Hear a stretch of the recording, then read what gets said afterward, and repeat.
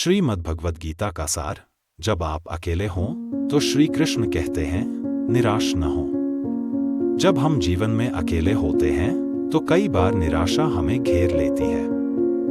हमें लगता है कि कोई हमारा साथ नहीं दे रहा, कोई हमें समझ नहीं रहा।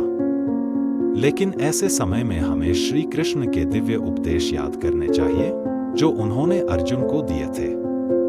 श्रीमद् भगवद गीता केवल एक ग्रंथ नहीं बल्कि जीवन जीने की कला सिखाने वाला अमृत है। मैं सदैव तुम्हारे साथ हूँ, श्री कृष्ण हमें भरोसा दिलाते हैं। मां नमस्कृत्य मां एवैश्यसी सत्यन्ते, अध्याय 18 श्लोक 65, अर्थात मुझे प्रणाम करो, मेरी शरण में आओ, मैं तुम्हें मुक्ति दूंगा। इसलिए कभी यह मत सोचो कि तुम अकेले हो। श्री कृष्ण सदा हमारे साथ हैं। हमें बस उन पर श्रद्धा रखनी है और अपने कर्तव्यों का पालन करना है। तो मित्रों, जब भी आपको लगे कि आप अकेले हैं, जीवन में कुछ भी अच्छा नहीं हो रहा, तो श्री कृष्ण के इन उपदेशों को याद करें। आप कभी अकेले नहीं हैं, ईश्वर हमेशा आपके साथ है। बस अपने कर्म पर ध्यान दें, मन को शांत रखें और सकारात्मक सोच बनाएं। आसक्ति को त्याग दो। जब आप अकेले हों और निराशा आए तो ध्यान और योग का अभ्यास करें। इससे मन शांत होगा और आत्मबल बढ़ेगा। मैं सदैव तुम्हारे साथ हूँ, श्री कृष्ण। श्रीमद् भगवद गीता से मन की शांति पाने का मार्ग। मनुष्य का जीवन संघर्षों से भरा हुआ है। हर दिन कोई न कोई समस्या, उलझन या तनाव हमारे मन को अशांत कर देता है। ऐसे में यह प्रश्न उठता है कि हम इस अशांति से कैसे मुक्त हों और अपने मन को कैसे शांत रखें। श्रीमद् भगवद गीता में भगवान श्री कृष्ण ने अर्जुन को जो दिव्य ज्ञान दिया, वह केवल युद्ध क्षेत्र के लिए नहीं था, बल्कि हमारे जीवन के हर पहलू में मार्गदर्शन करने के लिए है। अगर हम अकेले हैं और मन अशांत रहता है, तो गीता के ज्ञान को अपनाकर हम आत्मिक शांति प्राप्त कर सकते हैं।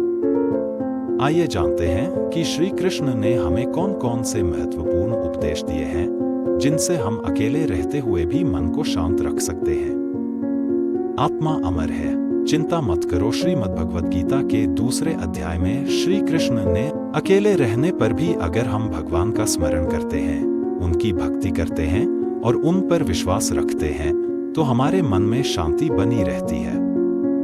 भजन, कीर्तन, मंत्र जाप या गीता पाठ करने से मन स्थिर और शांत हो जाता है।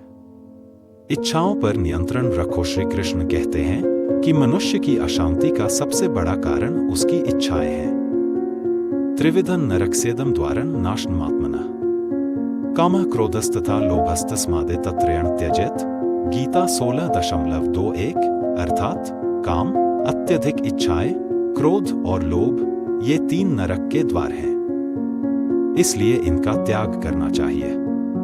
जब हम इच्छाओं को सीमित कर लेते हैं तो जीवन सरल और शांत हो जाता है और मन अशांत रहता है। तो श्रीमद् भगवद गीता के इन उपदेशों को अपनाकर हम अपने जीवन में शांति ला सकते हैं।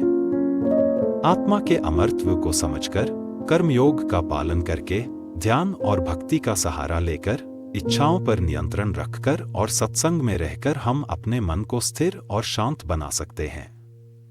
गीता का ज्ञान केवल पढ़ने के लिए नहीं है, बल्कि इसे जीवन में उतारने से ही इसका वास्तविक लाभ मिलता है।